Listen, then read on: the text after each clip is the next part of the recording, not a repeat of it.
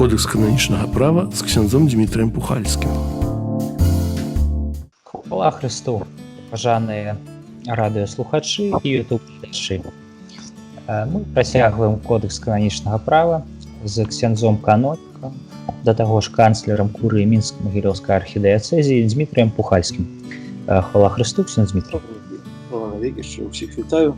Пасля чарговага перапынку, можа, трошкі доўгага, але так абставіны складваецца. Вось, і сёння, як я ўжо нагадаў падчас мінулага нашага спаткання, мы пачнём размову над іншай, над новай часткай кодекса, менавіта над трэцяй часткай другой кнігі, якая называецца «Інстытут канцакраванага жыцця і таварыства апостальскага жыцця». То есть, іншымі словамі, будзем казаць пра таго, каго мы ў паўсюднасці называем монахамі, монашкамі, законнікамі, законніцамі і гэтак далей. Паглядзім, хто это такія гэтыя людзі, якія агульныя нормы, чым інстытуты адрозніваюцца паміж сабой, да?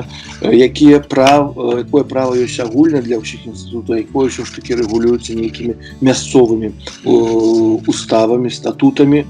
Напэўна, ведаем добрую прымаўку, якая таксама была цытавана недавно: чужой монастырь со сваім уставам не ходзяць. Сапраўды, многія кляштары, многія законы маюць свае статуты, некаторыя справы там ёсць і на агульнакасцёльным узроўні вырашаны, некаторыя на лакальным і гэтак далей. Таксама інстытуту канцакраванага жыцця і таварыства апостальскага жыцця даволі шмат.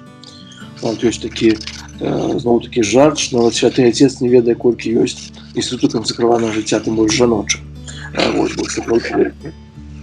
Сапраўды вельмі многа, але тым не менш гэта з'ява ў касцёле ёсць, гэтыя асобы, якія прысвячаюць сваё жыццё Богу, яны ёсць, яны узбагачаюць касцёл, трэба адразу гэта сказаць, сваім служэннем перадусім. І адразу варта заўважыць тое, што мы ж казалі на пачатку другой кнігі, можа памятаюць, можа не памятаюць, мы казалі, што Божы народ дзеліцца па сутнасці, можа дзеліцца не добрае слово, але тым не менш, ёсць у Божым народзе духоўныя асобы, то есть тыя, хто прымаюць сакрамент пасвячэння, ужо пачынаючы ад дыяканаў, усе іншыя называюцца светскімі асобамі. І далей права гаварыла так, што і сярод адных, і сярод другіх ёсць тыя, хто праз наследаванне евангельскіх цнотаў, евангельскіх абяцанняў хоча як мага лепш наследаваць Хрыста, жывучы ў чыстасці, беднасці і паслухмянасці. То есть канцакраваныя асобы, монашскія асобы, як мы так іх і называем, і гэта асобы і могуць быць духоўнымі, могуць быць светскімі. Тут трэба адразу сказаць, што не кожная законная асоба это духоўная асоба. Перадусім это жанчын датычыць, асобы прысвечаныя Богу, але не з'яўляюцца духоўнымі асобамі. Першы канонікі гавораць такія, першая частка, пра што будзем казаць, такія агульныя нормы для ўсіх інстытутаў канцакраванага жыцця, таварыства апостальскага жыцця, калісьці скажам, чым яны адрозніваюцца паміж сабой, але наогул пакуль што пачнём гаворку аб жыцці прысвечаным Богу. Нейкім асаблівым чынам не ў святарстве, а менавіта праз наследаванне Хрыста. Канон 573 гаворыць такую рэч: канцакраванае жыццё праз вызнанне евангельскіх парадаў – гэта пастаянная форма жыцця, праз якую вернікі, бліжэй наследуючы Хрыста пад дзеяннем Духа Святога, поўнасцю прысвячаюць сябе Бога, якога любяць больш за ўсё, каб у новай і асаблівай якасці, аддаючы сябе яго праслаўленню, а таксама справе будавання касцёла і збаўлення свету, дасягнуць дасканаласці любові ў служэнні Божаму валадарству і стаўшы ў касцёле выразным знакам абвяшчаць нябесную хвалу. То есть, бачым, запісана сапраўды вельмі многа, але некаторыя рэчы варта звярнуць увагу. Першая рэч, канцакраванае жыццё, гэта пастаянная альбо сталая форма жыцця. То есть, першая рэч. Што гэта значыць на практыцы? Сталая форма жыцця? Тлумачу, то есть, па сутнасці, монашскія асобы, кажу, як мы называем так паточна, яны складаюць монашскія шлюбы, абяцанні, монашскія чыстасці, убоства, паслухмянасці. І сама па сабе форма складання прадугледжвае, што это робіцца стала. то есть постоянно, урэшце рэшт на ўсё жыццё. Ёсць, канешне, спачатку фармацыя такая, што ніхто першы раз абяцанне на ўсё жыццё не складае. В залежнасці ад закону, то можа быць там перыяд ад 5 до 10 гадоў, грубо кажучы, не ведаю, можа якія ёсць іншыя, но але так у большасці законных інстытутаў ад 5 до 10 гадоў. Вось пасля гэтага чалавек ужо настала складае гэтыя шлюбы, вечныя публічныя шлюбы складае у інстытуту кансакраванага жыцця. Ёсць некаторыя таварыствы альбо рухі, дзе гэтыя шлюбы складаюцца раз на нейкі час, пасля яны аднаўляюцца. Ось, але сама по сабе форма кансакраванага жыцця прадугледжвае эту сталасць, это пастаянства. Канешне, у жыцці можа здарыцца ўсё, мы гэта ведаем.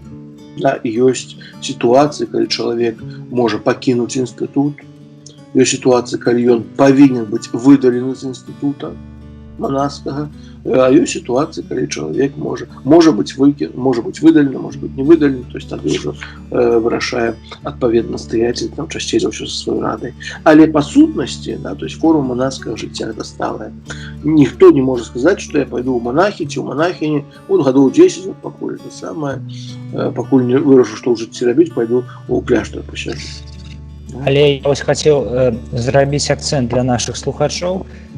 Может быть, яно, дарэчы, так і блага мерыць па сабе, але для мяне некалькі гадоў таму гэта было сапраўдным адкрыццём, што кансакраваныя асобы, найперш манахі, могуць у прынцыпе з прычыны нейкіх важных абставінаў, ці то добрых, ці то нядобрых, не будзем удакладняць, што яны ў прынцыпе могуць пакінуць, скажем так, свой ордэн, свой закон, таму што даволі папулярны стэрэатып сярод свецкага насельніцтва, асабліва такога не надта рэлігійнага, што гэта нібыта увогуле назаўсёды ў любым выпадку. І я нават чуў такое ад адной знаёмай бабулі, што, груба кажучы, калі ты у ордэне ці ў законе хоць буяніць будзеш і біць братоў сваіх кожны вечар, ніхто цябе не выдаліць. І мы цяпер можам дакладна сказаць, што гэта не так. Трэба заўважыць, такі, што заўсёды эта сітуацыя ненармальная. Сітуацыя незвычайная. Так, альбо калі чалавек сам выходзіць, альбо калі яго яшчэ выдаляюць. Бо выдаляюць, понятна, за добрыя рэчы не выдаляюць. Ёсць сітуацыі, калі проста чалавек аўтаматычна павінен быць выдалены з закону. Але тым не менш, то есть, канешне, то есть не трэба планаваць, што я пайду ў закон, штосьці станецца, я вярнуся. Не. Понятно, што настаўленне спачатку сама па сабе это форма жыцця сталая, да, форма пастаянная, вось таму гэта трэба ведаць. І існуе магчымасць таксама са святарствам. То есть ёсць магчымасць пазбаўлення духоўнага стану, так званая. Да. Это зноў-такі можа быць карнае, это можа быць па-свойму, але гэта заўсёды сітуацыя надзвычайная. Больш таго, сітуацыя вельмі часта трагічная. Ой, для рэч, мы ж забыліся рубрыку з пытаннямі. Так, калі. Тут прыйшло такое пытанне, такое, я не ведаю, гістарычнага характару хіба што, таму што тут даволі цяжка сказаць, ці адбылося гэта даўно, ці не адбылося. Яно датычыць сітуацыі з кардыналам Пэлам аўстралійскім, які, як мы цяпер ужо ведаем, быў прызнаны невінаватым, і там ёсць такія, скажем так, розныя тэорыі, чаму ён у гэту сітуацыю трапіў, мы іх закранаць увогуле не будзем, але як бы ёсць такі факт, у мяне спыталі канкрэтна, што вось ён спачатку быў прызнаны гэтым аўстралійскім судом вінаватым у сексуальных злачынствах супраць непаўналетніх, і яго забараніў святы пасад у публічным служэнні. Вось так во. А ці ўвогуле ў служэнні? Я, калі шчыра, не ведаю да канца, тут вы як кананіст выправіце мяне. Але такія фармулёўкі трапляліся. І вось цяпер пытанне, пасля таго, як ён прызнаны невінаваты, ці будзе ён аўтаматычна адноўлены ў служэнні або не, ці было гэта зроблена. Мне чалавек задаў гэтае пытанне, я шукаў у інтэрнэце інфармацыю на англійскай мове і нічога не знайшоў. Можа быць, вы штосьці ведаеце, ці ўвогуле як працуюць такія сітуацыі ў касцёле, хаця мы яшчэ да кнігі пакарання не дайшлі, але тым не менш. Ведаеце, можа, дзякуй Богу, што нічога ў інтэрнэце няма. Я таксама скажу, што я ні аднаго дакумента не бачыў. Гэта, канешне, працэс пакаральны, і з боку дзяржавы, і з боку касцёла, тым больш, што ён тычу кардынала, это працэс пакаральны вядзе папа, ну фармальна папа, понятно, што. Таму, напэўна, ўсіх дакладнасцяў справы мы не ведаем, якія прысуды ёсць таксама не ведаем, з якімі умовамі яны падпісаныя, якім чынам забаронены служэнні кардынала, мы таксама гэта не ведаем, да. Бо гэтае злачынства сексуальнае супраць непаўналетніх, асаблівым чынам, гэта, скажем так, не злачынства лята сентэнцыі, да, то есть з ім не звязана пакаранне лята сентэнцыі, то есть пакаранне аўтаматычнае, заўсёды праводзіцца працэс. Заўсёды праводзіцца судовы працэс, выходзяць абставіны, прыслухоўванні і гэтак далей, і прысуд, ён зноў-такі бывае вельмі розным. Самы, скажем, такі цяжкі прысуд для кожнага святара, неважна, ці біскуп, ці кардынал, гэта выдаленне з духоўнага стану. Вось. Тут, наколькі мы ведаем, гэтага выдалення не было. Ну так, але тут пытанне было такое, калі свецкі, правда, я падкрэслю, што свецкі аўстралійскі суд у выніку там перагледзеў гэту справу і сказаў, што ён быў невінаваты, ці цягне гэта за сабой аўтаматычную рэабілітацыю і аўтаматычнае зняцце касцёльнага пакарання? Напэўна, павінен быць адпаведны дакумент складзены, аўтаматычнага тут нічога няма. Таксама як няма аўтаматычнага пакарання пасля пакарання свецкім судом, ўсё ж такі біскуп свой працэс павінен правесці, таксама і працэс, калі зноў-такі мы не ведаем наконт забароны служэння, мы гэтага не ведаем. То есть афіцыйнага дакумента я не бачу. На жаль, інфармацыя, якая з'яўляецца в інтэрнэце, гэта не дакумент. Камусьці штосьці. Таму каментаваць гэта я не магу. Вось. Што там было, як там было, напэўна, варта ўжо паставіць гэта, пакінуць гэтае пытанне. Бо, размова трошкі адбываецца такая бессэнсоўная, калі мы не ведаем дакументаў, а то толькі па нейкай інфармацыі, якая з'яўляецца ў сродках масавай інфармацыі, як мы ведаем, даволі часта несапраўдная. Толькі я скажу, што аўтаматычна гэта не робіцца. Калі быў праведзены працэс кананічны, быў нейкі прысуд кананічны, вось таксама той, хто яго наклаў, той яго можа зняць, але аўтаматычна гэта не робіцца. Дзякую шчыра. Гэта, я спадзяюся, чалавек, які задаў пытанне, нас глядзіць, яму гэта, можа быць, штось скажа, але фактычна мы робім выснову, што касцёльная судовая сістэма і свецкая могуць ісці абсалютна паралельна, яны не звязаны адно з адной наўпрост, і на вялікі жаль, чыста тэарэтычна могуць быць некаторыя непрыемныя сітуацыі, калі, напрыклад, невінаваты духоўная асоба атрымлівае пакаранне. Але я спадзяюся, што апостальская сталіца разбярэцца. Да таго ж сапраўды мы падрабязнасці не ведаем, бо з пэўных дыпламатычных прычын апостальская сталіца не надта робіць, скажем так, шырокіх публічных дакладаў з гэтых спраў. Дзякую шчыра за адказ, ксёндз Дмітрый. Так, а мы якраз спыніліся на тым, што выдаленне з супольнасці кансекраваных асоб звычайна не робіцца ад добрых абставін. Так, понятно. Ёсць пэўная сітуацыя, калі чалавек пэўныя рэчы зробіць, да іх мы дойдзем, калі будзем, скажем, паразмаўляем пра гэта, але тым не менш, да, то есть это сталая форма жыцця, што першае, это пастаянная, наогул пастаянная форма жыцця, да, праз якую вернікі, бачыце, то есть канон далей гаворыць слово вернікі ўжывае, не гаворыць святары, не гаворыць штосьці іншае, толькі вернікі, да, то есть кансекраваная асоба можа быць кожны чалавек, які, з'яўляецца вернікам, то есть прыняў сакрамент хросту. Вось, і што яны? Бліжэй наследуючы Хрыста пад дзеяннем Святога Духа поўнасцю прысвячаюць сябе Богу, якога любіць больш за ўсё. Да, тут тое, што мы называем справа паклікання.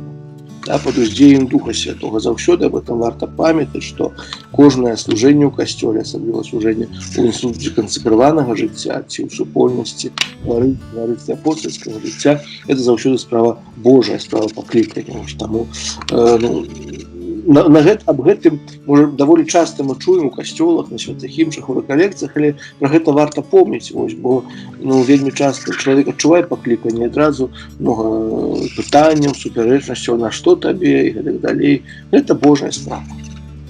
Справа Божая, таму чалавек адказвае, адказвае Бога, якога любіць больш за ўсё, так канон гаворыць. Каб у новай і асаблівай якасці, аддаючы сябе яго праслаўленню, а таксама справе будавання касцёла і збаўлення свету, То есть гэта тры мэты: праслаўленне Бога, будаванне касцёла і збаўленне свету. Это робіцца праз розныя харызматы законных інстытутаў. Так? Ёсць, як мы ведаем, закрытыя манасцкія інстытуты, ўзоровыя так званы, але таксама моляцца аб збаўленні свету. Гэта справа вельмі важная. Да? Так, каб дасягнуць дасканаласці любові ў служэнні Божаму валадарстве і абвяшчаць нябесную хвалу. То есть, по сутнасці, гэта заданне кансакраванага асобаў. Вось. І гэтую форму жыцця у інстытуту кансакраванага жыцця кананічна заснаванай кампетэнтнай уладай касцёла свабодна прымаюць вернікі, якія праз абяцанні або іншыя святыя повязі згодна з уласнымі статутамі інстытуту вызнаюць евангельскія парады чыстасці, убоства, паслухмянасці і праз любоў, да якой вядуць гэтыя парады, асаблівым чынам злучаюцца з касцёлам і яго таямніцай. Я тады адразу ж задам пытанне, якое лагічна вынікае. Мы чуем пра абеты чыстасці, паслухмянасці і убогасці. Так? Ёсць такая штука, як трэція законы, гаворка пра тэрцыярыяў дамініканскіх, не ведаю, там францысканскіх, іх у нас шмат гэтых трэціх законаў. Яны адносяцца, людзі, якія з'яўляюцца членамі гэтых трэціх ордэнаў, да кансакраваных асоб ці не, таму што іх няма, ну, не тое, што няма, яны, канешне, могуць быць у чыстасці, але яны могуць быць асобамі ў шлюбе, у якіх, як бы, гэта было б дзіўна, напэўна, калі б яны захоўвалі чыстасць у шлюбе. То адразу пытанне. Пытанне, добрае пытанне, яны не адносяцца. Члены трэціх законаў не адносяцца да інстытуту кансакраванага жыцця. Это таксама ў частцы другой кнігі можам ее так трошки абмінулі. Ёсць такі канон, які гаворыць пра, скажем, прыватныя публічныя аб'яднанні вернікаў.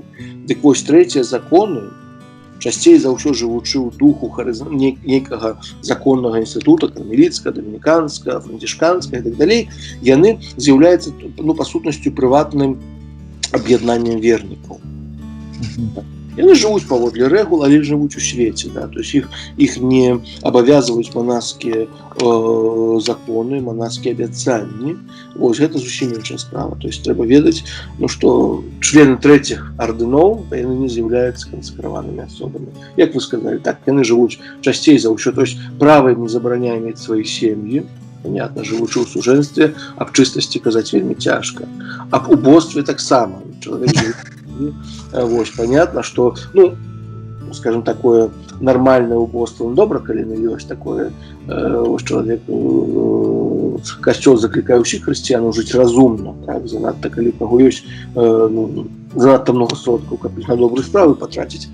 Вось, ну, і таксама з паслухмянасцю, ну, там таксама іншае вымярэнне паслухмянасці, это непаслухмянасць законная. Да, то есть, грубо кажучи, калі там, тебе настоятель скажа поехать туды працаваць, ты собираешь манатки, едешь, вот, все-таки паслухмянасць трошки іншая. Вось, таму члены трэціх ардыноў не належаць да інстытуту кансакраванага жыцця. Так? Вось, толькі што, вось гэтая форма жыцця законная, то, што мы часцей за ўсё уяўляем, вернікі свабодна прымаюць толькі ў кананічна заснаванай кампетэнтнай уладай касцёла інстытута. Да, то есть кожны інстытут кансакраванага жыцця павінен быць заснаваны кананічна кампетэнтнай уладай касцёла. Гэта можа быць заснаванне на ўзроўні паўсюднага касцёла. І у нас такіх законаў большасць, якія працуюць у Беларусі. Так, гэта там, ну, толькі кармеліты, францысканцы розных масцей, дамініканцы і так далей. Вось. Але ёсць таксама магчымасць заснавання інстытута кансакраванага жыцця на ўзроўні дыяцэзіяльным. Да, то есть нейкі біскуп это можа зрабіць. Вось, у нас такіх немного таксама ёсць. Вось, не нашы біскупы рабілі іншыя. Вось, але тым не менш такая сітуацыя можа быць. Але павінен быць кананічна заснаваны інстытут. Чаму я на гэта звяртаю увагу? На жаль, і раз на нейкі час у Куры прыходзяць лісты ад нейкіх асобаў, якія лічаць сябе, ну, пішуць законнікамі. Да? Вось, ну і там часцей за ўсё просяць нейкай дапамогі, што яны для касцёла жывуць, яны добрыя справы робяць. Магчыма, людзі робяць добрыя справы, але яны не могуць называцца законнікамі, бо яны не заснаваны, або іх статуты не зацверджаны касцёльнай уладай. Так, калі хтосьці сябе называе там братам або сястрой, законы, ну, можна... Так, хацеў бы задаць два кароткія пытанні, калі можна. Першае, ці не маглі б вы прывесці ўзор якога-небудзь лакальнага закону, ну, які заснаваны на ўзроўні дыяцэзіі. А другое пытанне, ці адносяцца да таварыства інстытутаў апостальскага жыцця некаторыя святарскія, я не хочу казаць слова кангрэгацыі, ну, в прынцыпе, аб'яднанні.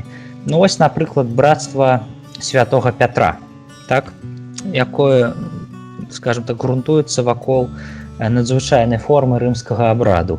Ну, у нас у Беларусі іх няма петрыстаў, але, напрыклад, яны вельмі распаўсюджаны ў Германіі. Вось, ці з'яўляюцца яны законнікамі, або гэта штосьці іншае ўжо? Ну, першае пытанне наконт вось дэцызіяльных, скажем так, інстытуту кансекраванага жыцця прыходзяць адразу на думку сёстры, здаецца, называюцца міласэрнасці. Яны працуюць вось у Каменцы, гэты дом вядуць, это сёстры, якія на ўзроўні дэцызіяльным былі заснаваныя. Вось таксама у свой час віленскі біскуп, ну это ўжо пачатак 20-го стагоддзя быў, некаторыя ордэны засноваў, вось так яны ёсць. Напэўна, гэта так. Што датычыць згрупаванняў святароў, гэта ўсё ж такі тое, што вы назвалі братства святога Пятра, но гэта ўсё ж такі больш адносіцца да, зноў-такі, да прыватных аб'яднанняў вернікаў.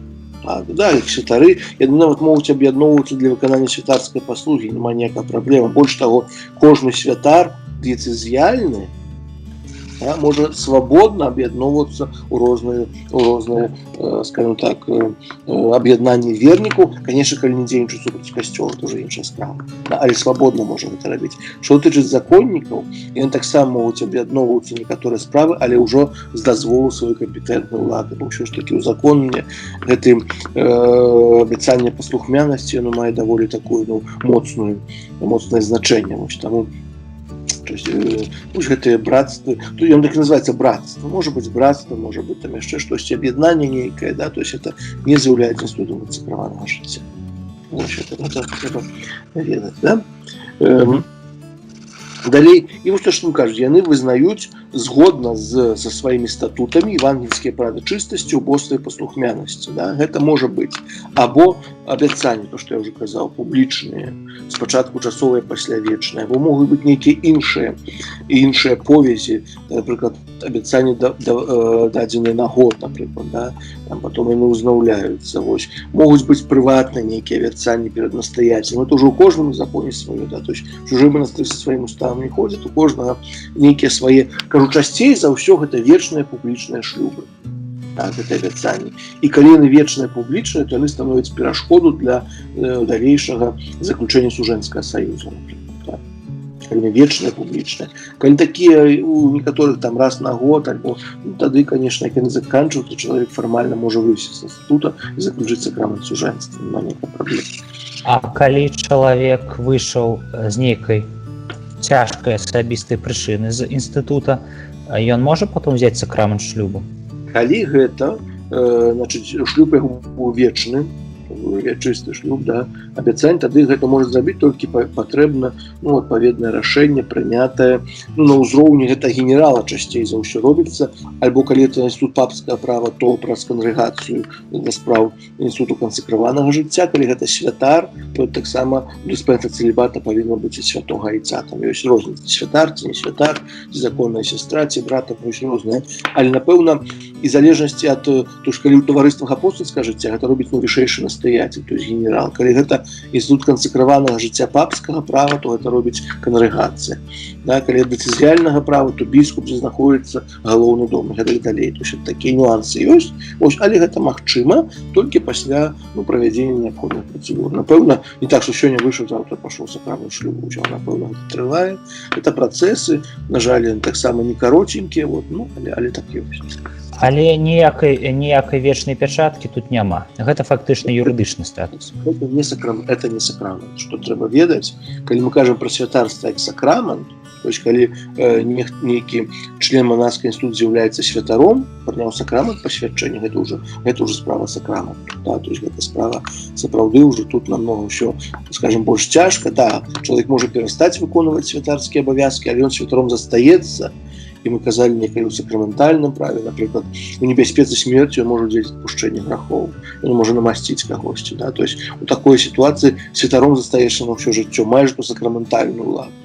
Што датычыць абяцанняў манарскіх, ну гэта справа па сутнасці дысцыпліны.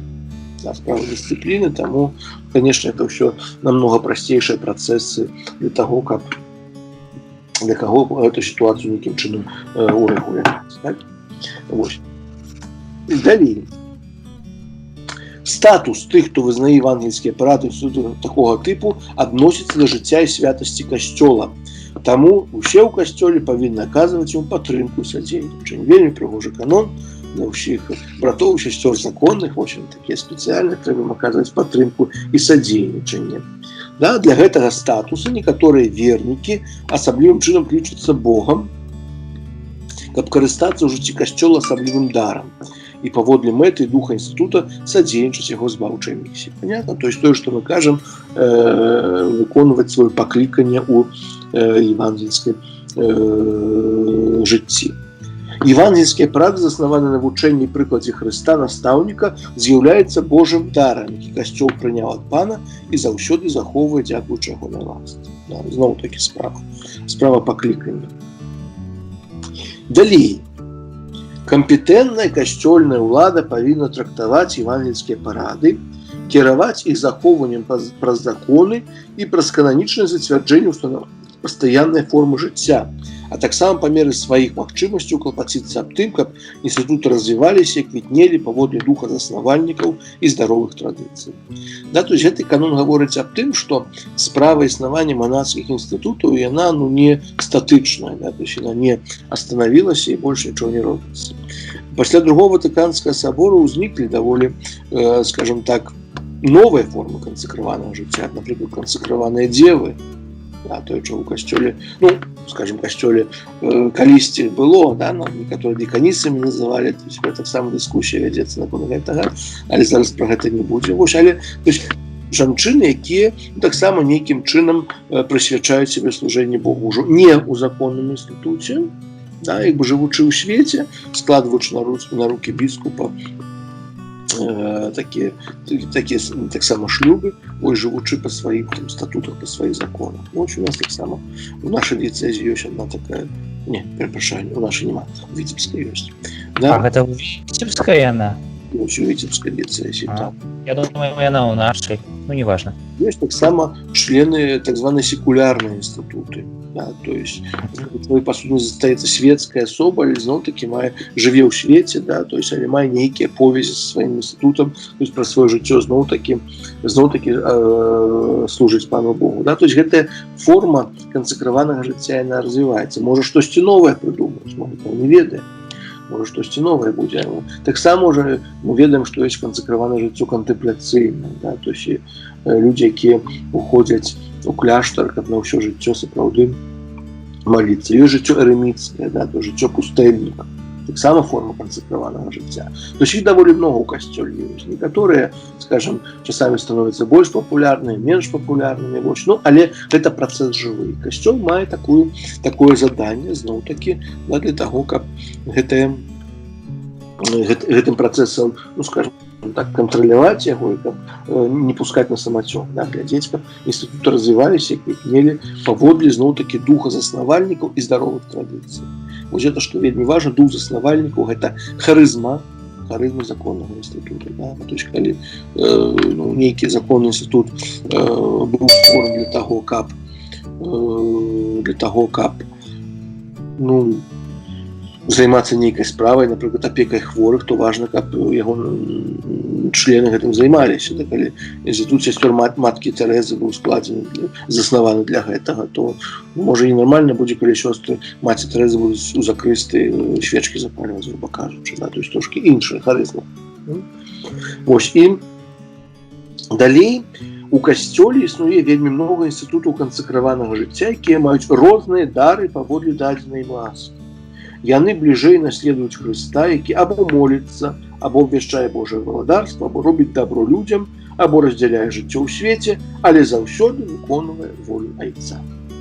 Да, і тут, па сутнасці, пералічаны гэтыя вось асноўныя харызмы. Да? Або моліцца, Да? То есть тут, конечно, гаворка ідзе ў ўсіх формах, можа больш кантэмпляцыйнага жыцця, да? То есть жыцця зусім выключным чынам прысвечанага пану Богу, да? То есть гэта перусім, кажу, закрытыя кляштары, да? Дзе часцей за ўсё жанчыны, мужчынскія, Ну, бенедыкцынцы, напрыклад, так? Так. Ну, там не ўсе зусім закрытыя, там зноў такі розныя галіны бенедыктынцаў. Вось, но тым не менш, так? Або абвяшчаюць Божае валадарства. Гэта так званыя апостальскія інстытуты чынныя, дзейсныя, да? То есть, якія стараюцца выконваць рознае служэнне у касцёле, гэта апостальская праца, гэта прапаведаванне, гэта катэхізацыя, гэта школьныя сёстры, гэтак далей, гэтак далей. Да? І далей, або раздзяляць з імі жыццё ў свеце, тое, што мы казалі, секулярныя інстытуты нейкія могуць быць, да? Або робіць дабро людзям, ордэны, якія займаюцца апекай над хворымі, людзьмі самотнымі, гэтак далей. Вось, але заўсёды выконваюць волю Айца. Да, бо воляй Бога з'яўляецца тое, каб кожны чалавек быў збаўлены. Далей. Усе павінны верна захоўваць зацверджанай кампетэнтнай касцёльнай уладай думку і намеры заснавальнікаў адносна натуры, мэты, духа і характару інстытута, а таксама усе яго здаровыя традыцыі, тое, што разам складае спадчыну інстытута, тое, што я ўжо казаў наконт харызму. Вось. Дэцызіяльныя біскупы кожны на сваёй тэрыторыі могуць фармальным дэкрэтам засноўваць інстытут кансакраванага жыцця, але перад гэтым яны павінны пракансультавацца з апостальскім пасадам. Тое, што я гаварыў, да, то есть гэта інстытут так званага дэцызіяльнага права, ось, але заўсёды павінна быць кансультацыя з апостальскім пасадам. Ну і чаго это робіцца?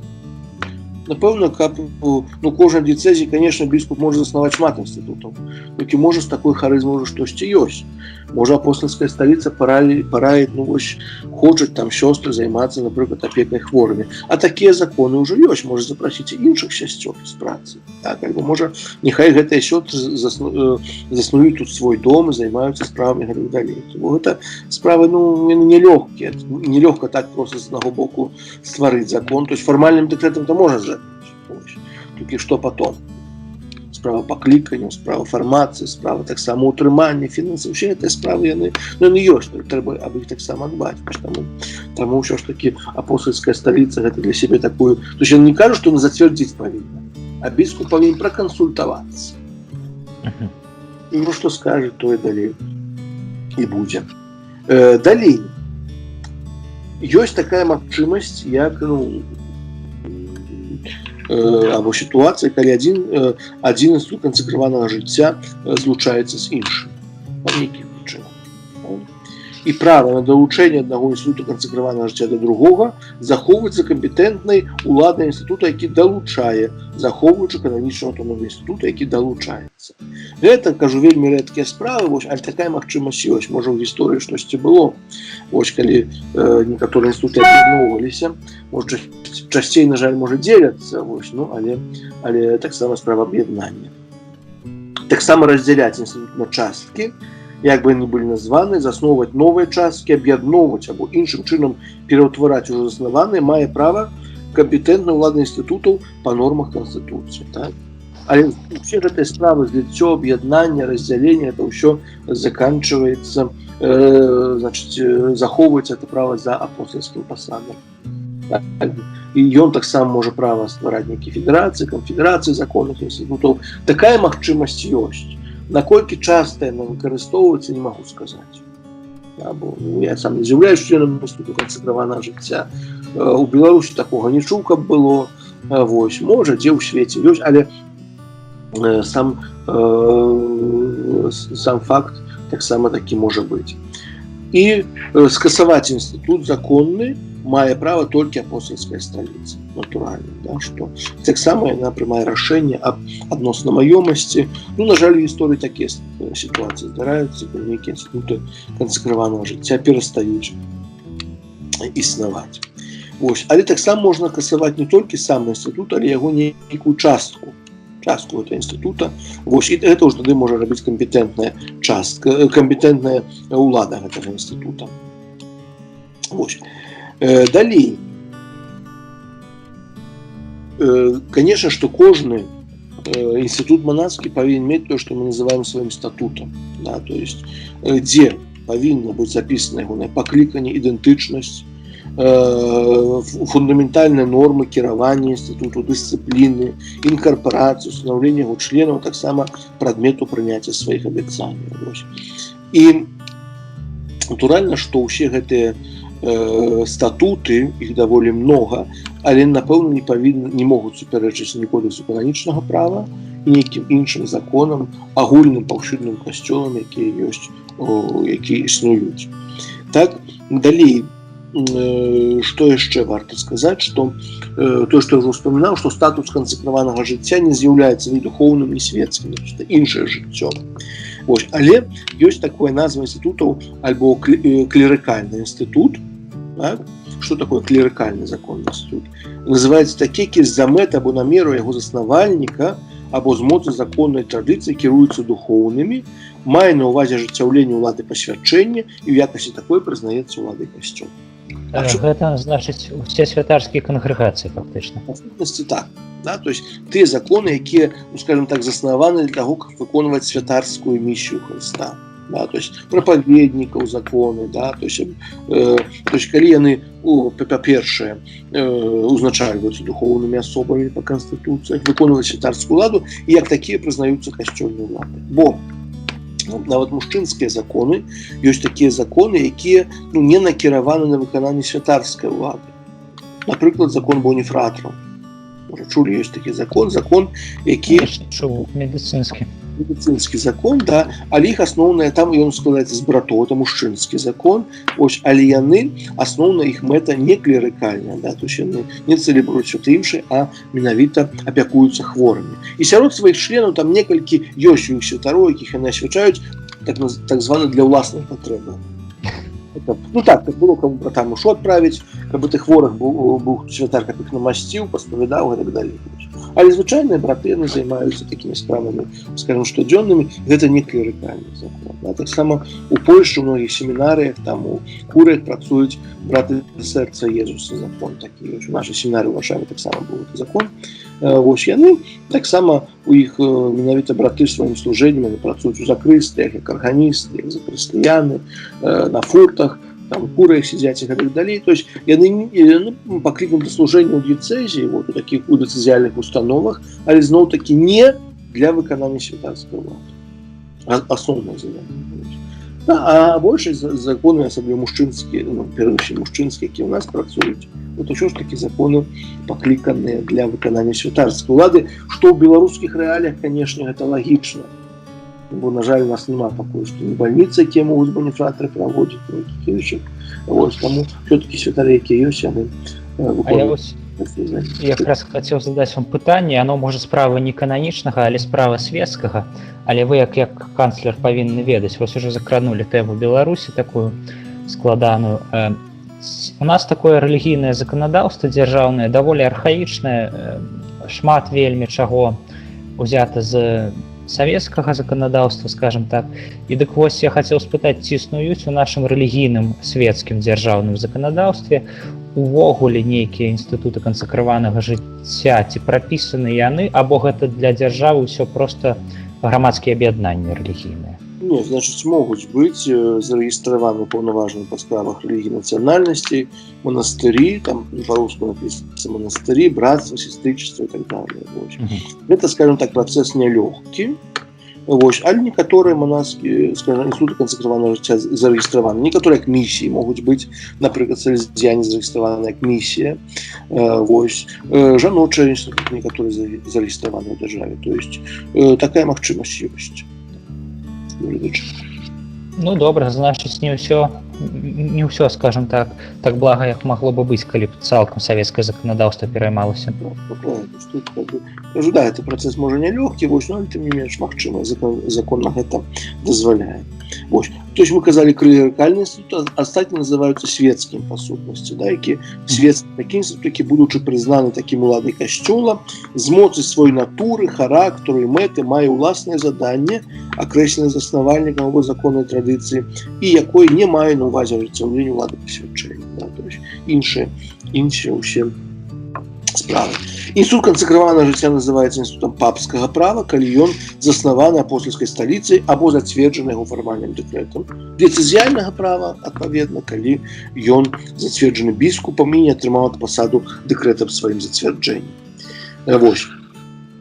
Але не гледзячы на тое, якога права гэты інстытут, усе члены інстытута павінны падпарадкоўвацца вярхоўнаму пантыфіку як свайму найвышэйшаму настаяцелю.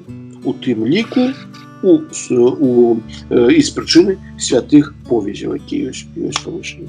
Ўсё ж такі святы Отец для ўсіх з'яўляецца найвышэйшым настаяцелем. Таксама варта помніць. Вось, я думаю, на сёння гэта больш-менш тое, што я хацеў сказаць. Вось, таму дзякую ўсім за ўвагу, шчыра, калі якія пытанні будуць, заўсёды запрашаю. Вось, можна іх пісаць альбо ў Viber, альбо ў якіх іншых сацыяльных сетках, месенджерах і так далей. Вось, я спадзяюся, некалі ўжо на рэальную сустрэчу. Ну, конечно, спадзяюся ўжо, што хутка яна адбудзецца, бо тут трэба, што называецца, разумець тэндэнцыю, і, напэўна, тут ці сядзець 5 гадоў у затворніцтве, ці прыдумляць все-таки офлайнавыя формы жыцця з захаваннем максімальнай бяспекі. Гэта так, канешне. Дзякую шчыра ўсім слухачам. Таксама нагадаю, што вельмі добрым месцам, каб пакінуць пытанне, з'яўляюцца каментарыі пад ролікам на YouTube. Гэта даволі проста, бо не трэба там дасылаць лісты ў курыю, ці шукаць мой нумар тэлефона, ці пісаць на Марыю, хаця на Марыю таксама можна напісаць. Пакідайце пытанні таксама ў каментарыях. Хвала Хрысту! Вы слухали перадачу «Кодекс кананічнага права» з ксяндзом Дмітрыем Пухальскім.